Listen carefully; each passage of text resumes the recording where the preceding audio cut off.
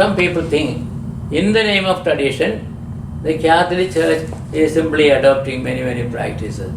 Absolutely wrong. First of all, let me make the idea clear. When we Catholics say tradition, it is not any human tradition. For example, genuflection, bowing the head, lighting a candle, or holy water. These are human traditions, practices.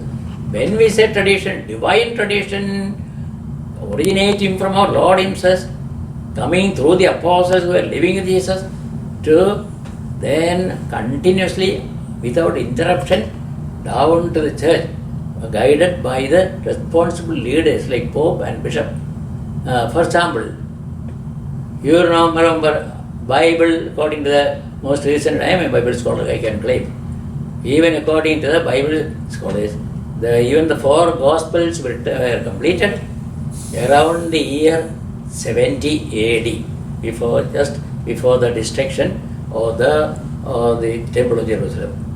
And these 70 years, the New Testament Christians had no New Testament Bible. The Gospels were written after around 70. Then how did they follow? Living in tradition of the apostles. 12 men who were living with Jesus, from the words that were from their mouth, from the example. So even Protestant fellows who disagree with the divine tradition have to admit, Bible is actually a written form of the original tradition, divine tradition. And many of these, I tell you, many of the separated groups or separate denominations, unfortunately don't have the divine tradition because they are much of later origin. Good. Then 5, strict rules. They say, oh, church is very strict, Catholic Church. They think the Pope is making all this. No, Pope proclaims only what is revealed in the Bible or in the divine tradition. And then, for example, a divorce. The church, when the Holy Father, Pope Paul, who is a saintly Pope, Canada, beatified 54 years when he said, no contraceptives should be allowed, otherwise the morality of the couple family will go down, there will be disorder in the family. Many people are probably laughing, ridiculed. Now they are realizing, see, contraceptives will lose moral standard, sexual anarchy, premarital sex, extramarital sex. All these things simply destroys the unity and stability of the family. And then what happens? So many families are broken. Children are on the way.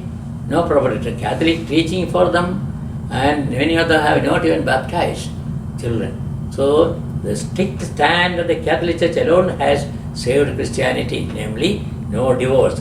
The ninth commandment: don't covet your husband for women. Don't covet your wife. Don't covet another's husband, another woman's husband. Don't covet another man's wife. That's is implied by the commandment, don't covet your neighbor's wife or husband. This commandment has saved many, many families. And this is sex. Thirdly, premarital sex. It simply goes against the 6th commandment, don't commit adultery. Extramarital marriage, sex outside marriage, or sex before marriage, these are all going violent sins against the blatant violation of commandments of God. Don't commit adultery, fornication, all this before marriage, after marriage, because God doesn't want the sacrament. God wants sacrament of matrimony. Then the couple have proper sexual relations to raise a family and be honorable parents. So the stand of the Catholic Church alone is a beacon to modern civilization. 4th, then namely abortion. Many people think it is only church. Some people, even some Catholic scholars, make the mistake of saying the church doesn't agree with abortion. No, this is a clear diametric violation of the 6th commandment. Don't commit suicide. Don't kill. Killing a baby in the womb of a mother, killing outside person, they are all killing. God's persons are, God alone has the right to take the life. So abortion is a killing. Therefore, this commandment is a violation of the commandment. That's why justice very stern on that point. Catholics are all praying, arguing for it. Similarly, then, what we may say, euthanasia. Oh, when people get useless or old, oh, then do away with them. No, no. As we said, God, who is the absolute giver of life, He alone has the right to take the life. So nobody. We try to save them, help them in our own way as far as possible. If certain measures, medical measures, are beyond our ability, go then follow the medical advice. But in normal cases, because a person is either old or useless to society, no.